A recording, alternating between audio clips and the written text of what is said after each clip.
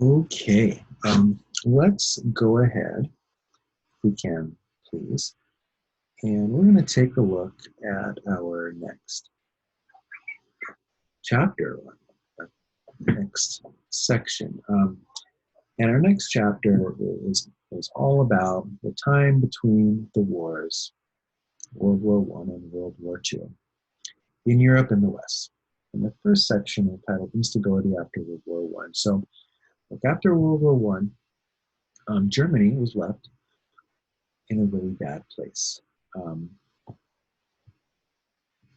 France had become very strict on Germany in enforcing the agreement and the deal made in the Treaty of Versailles, which, by the way, Germany had no say in.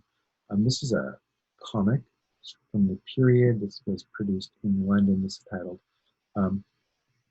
Terms, and you have to swallow it whether you like it or not. This is Germany. You see, it's hard to read, but I think the countries' names are wrapped around Germany.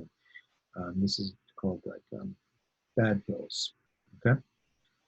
Basically forcing Germany to swallow a poison pill, forcing Germany to accept the terms of the Versailles Treaty, whether they liked it or not. And France and Britain really led the way. Italy and the US were also part of this.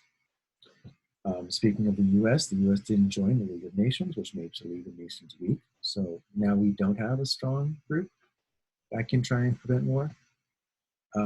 And the real problem were the war reparation payments. Yes, Germany wasn't happy about the land that it lost. But really, the immediate problem in Germany wasn't, say, some rain or the teeny speck of land they lost to Belgium, or even a big chunk of land that they lost to newly formed Poland or reformed Poland. It used to be Poland and went away, and we're going to see it comes back. The real problem with these reparation payments, Germany was forced to pay what turns out to be about 33 billion US dollars at the time.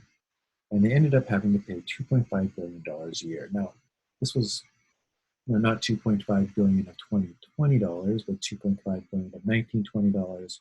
It was way more than it is today. And in 1921, Germany makes their first payment.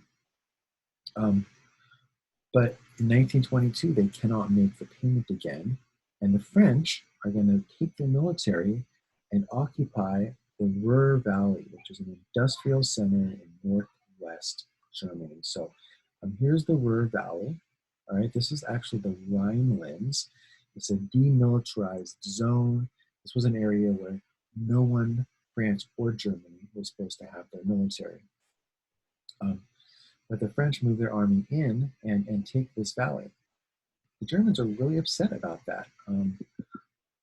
They understood that there was an agreement, but they said, look, we just can't make it. So here we're going to see, this is Germany, and this says right here, the Ruhr Valley is still German, basically.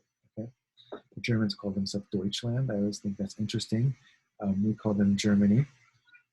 In Spain, I believe it's called Alemania. Why so many different names? Okay, but I digress. So here's the problem, right? Germany now is invaded and occupied in an important area by the French. The German workers refused to work, and they went on strike. And Germany decided that they were going to pay their workers and their war debt by just printing more money. Guys, girls, that never works. That is a recipe for disaster. If you ever hear any government, our government, talking about, oh, we'll just print up $25 trillion, which is about how much our country owes right now, understand that's going to make the money in your pocket worth less. Okay, every time the government arbitrarily prints up money, it makes the money that's within the circulation of that country less valuable. And that's what happened to Germany. The section is titled Inflation. We sometimes call it hyperinflation. Before World War One, $1 was equal to 4.2 German marks. 10 years later, $1 is equal to, ready for this, $4.2 trillion, or German marks, excuse me. It's just mind-blowing amount of money. The Germans were left desperately poor and starvation was common. Here's another, this is comparing the German dollar to gold. So 1 mark was equal to 1 piece of gold. In 1917, here we see that by 1923, that's a trillion. A trillion marks for 1 piece of gold. Here's another funny picture. These kids are just playing with stacks of money.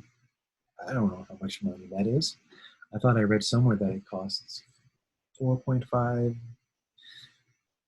million for a loaf of bread. And they would literally have to carry their money around on wheelbarrows. Remember, there's no credit cards. So if you're going to pay for something, you're paying for it with cash.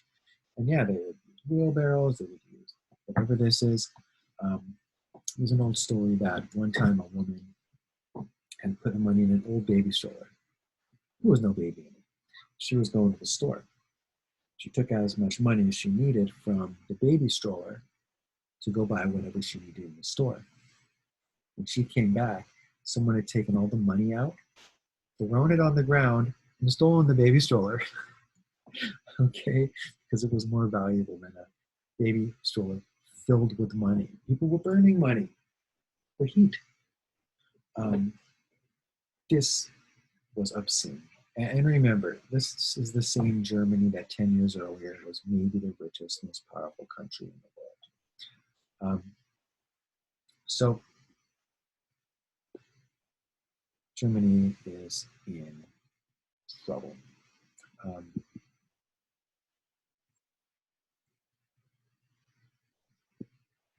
And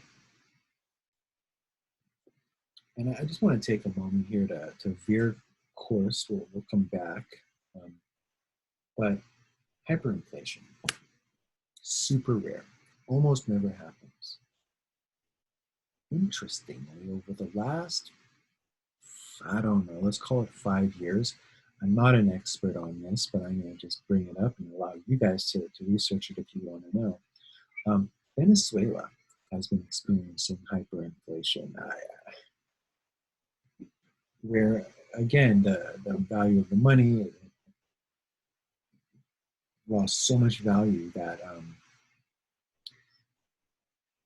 it wasn't $1 equals 4.2 trillion, but it was a ridiculous amount of money. $100,000. $1 is equal to 100,000. So much so that the people of Venezuela have been suffering greatly during this period. I've seen documentaries, I've heard discussions where the people of Venezuela call it the Maduro Diet.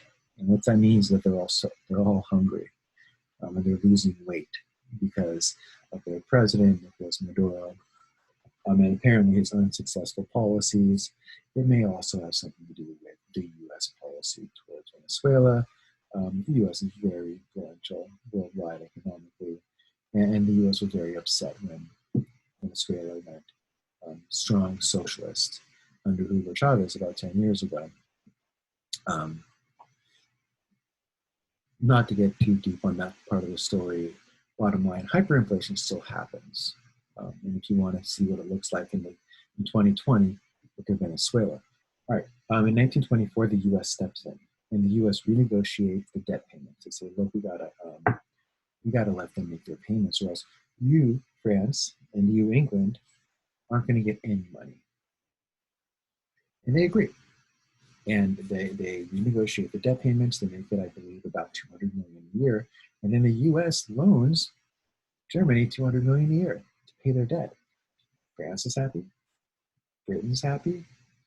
And the U.S. says, look, pay me back. We believe in you, Germany. Okay? We want to help you get on your feet. Remember, the U.S. is the one part of this situation that wants to treat Germany nicely. In 1925, then, after this kind of debt situation was handled, was a Locarno, I don't know how to pronounce her name, treaty, and it establishes the border between Germany and France. So let's look at this map. I love maps. I don't like the way it's going in the letters. Oh well. So this is Germany. This whole area was Germany pre-World War One. Germany lost this little teeny area here to Belgium. They lost Alsace-Lorraine back to France. Remember War of 1871, they took it from France. And they lost this area here called Schleswig to Denmark. Now, I don't know if you remember, but in 1863, in the beginning of the three wars that are the German Wars of Unification, they took this from Denmark. So again, we're just giving back some of the land that they had taken earlier. Also, Silesia, this used to be part of Austria. They lose it to a new country called Poland that used to be there, but was eaten away by Austria and Germany and Russia. Well, this part of Poland is still under the control of Russia during this post-World War I period. But we're seeing now the beginning of Poland making its comeback. Poland had been a historically important country and then had fallen off the map and had been eaten up over hundreds of years, and now we're going to see that they're going to come back. Poland exists today. Ask my good buddy across the hallway in M. In 1928, there's a Kellogg Brianda, I don't know if that's pronounced correctly, pact where the European nations declare, including Germany, that we will no longer use war to solve disputes between countries. And hey, crisis averted, right? Thanks, US, for coming in there and bailing out Germany. And now everyone's happy. All right, let's move forward. No more war, so they say.